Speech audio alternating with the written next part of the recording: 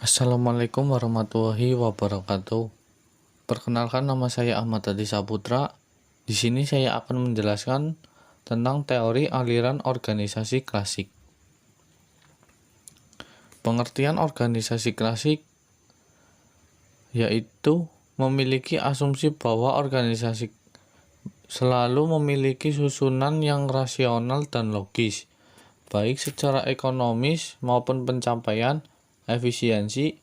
Dengan kata lain, bagi teori organisasi klasik, rasionalitas, efisiensi, dan keuntungan ekonomis adalah tujuan organisasi.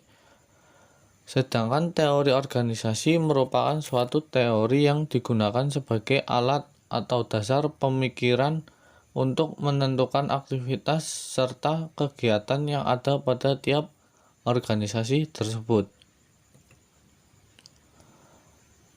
Pada tertentu, dalam upaya pencapaian tujuan tersebut, para pelaku yang ada dalam organisasi dituntut untuk merancang sebuah kerangka yang nantinya akan menjadi strategi pencapaian tujuan itu. Dalam organisasi sendiri juga terdapat beberapa konsep yang digunakan untuk sebagai dasar pelaksanaan organisasi. Konsep tersebut dikenal dengan konsep teori organisasi klasik, yaitu dibagi menjadi 3. Yang pertama, teori birokrasi, yang kedua, teori administrasi, yang ketiga, manajemen ilmiah. Teori organisasi menurut para tokoh Henry Fayol, Max Weber, Mary Parker, dan Chester Bernard. Yang pertama, menurut Henry Fayol. Henry Fayol seorang industrial Perancis. Dalam bukunya yang berjudul Administration, Industry et General, Administrasi, Industri, dan Umum, mengemukakan teori dan teknik-teknik administrasi sebagai pedoman bagi pengelolaan suatu perusahaan. Dalam teori administrasi tersebut, Henry Fayol merinci manajemen menjadi 5 unsur, yaitu perencanaan, pengorganisasian, pemberian perintah, pengkoordinasian, dan pengawasan.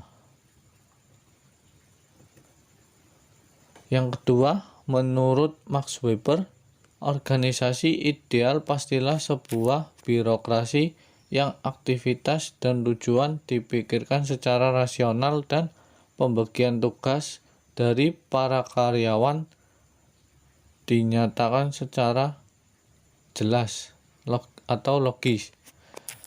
Evaluasi prestasi kerja harus didasarkan pada keunggulan di masa lalu atau teknokratik.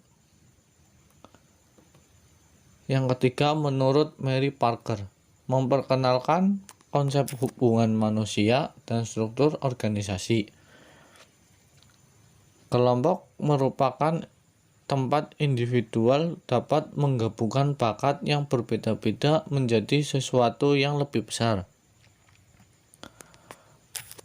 Fungsi kontrol yang utuh memperhitungkan bukan hanya individual dan kelompok, tetapi juga pengaruh dari faktor-faktor lingkungan seperti politik, ekonomi, dan biologi. Yang keempat, Chester Bernard. Chester Bernard, presiden perusahaan Bell Telephone di New Jersey, menulis berbagai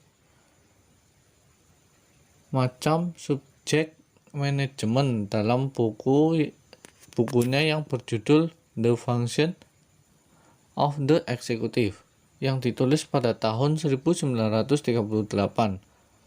Dia memandang organisasi sebagai sistem kegiatan yang diarahkan pada tujuan. Fungsi-fungsi utama manajemen menurut pandangan Chester Bernard adalah ada 2. Yang pertama, perumusan tujuan, dan yang kedua, pengadaan sumber daya yang dibutuhkan untuk mencapai tujuan. Bernard menekankan pentingnya peralatan komunikasi untuk pencapaian tujuan kelompok. Dia juga mengemukakan teori penerimaan pada wewenang. Menurut teori ini, bawahan akan menerima perintah hanya bila mereka memahami dan mampu serta berkeinginan untuk menuruti atasan. Chester Bernard adalah pelopor dalam penggunaan pendekatan sistem untuk mengelola organisasi. Sekian dari saya penjelasan tentang teori aliran organisasi klasik. Apabila ada